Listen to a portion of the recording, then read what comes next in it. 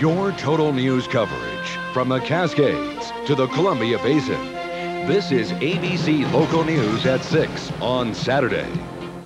Good evening. Thanks for watching us tonight. I'm Lucinda Kay.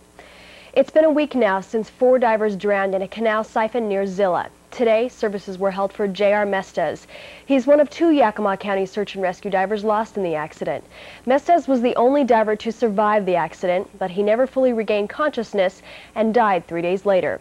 Matt DeCampo brings us details as the last of the divers was laid to rest.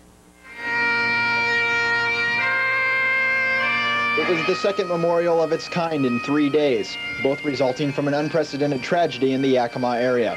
This time it was the East Valley Fire Department coping with their first ever line-of-duty death, with the support of rescue workers across the state.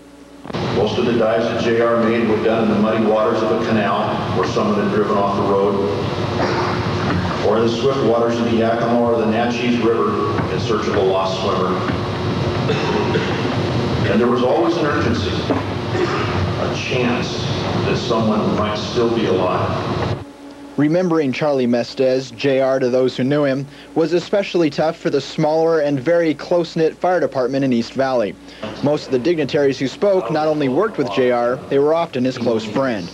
JR was more than a suburban firefighter, rescue diver, mechanic, fabricator, husband, dad, brother, son, uncle. He was our friend and a hero. He touched the lives of thousands of people. Many of the Mestez family traveled from California. Some of them spoke or sang during the service. After the final alarm was rung, a long line of cars and fire trucks weaved from East Valley High School to the cemetery in Terrace Heights. There, one last procession completed the tribute to Charlie J.R. Mestez.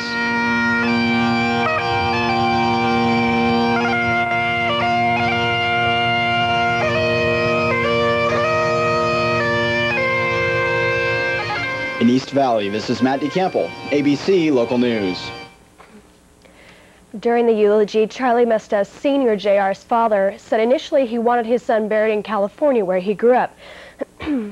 But once he came and met the people in Washington, he understood why JR would want this to be his final resting place.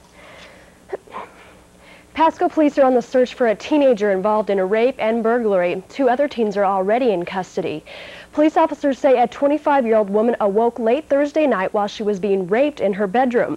Officers say the suspects had entered an apartment bedroom through an unlocked window. The woman yelled for help, and a witness saw 2 juveniles leave through the window with a TV and VCR. The teens were recent acquaintances of the woman. Shots rang through a Kennewick neighborhood this morning. Police say it happened about 4:30 a.m. Someone fired 3 bullets into a house on Union Street, just south of Kennewick Avenue, and 1 into a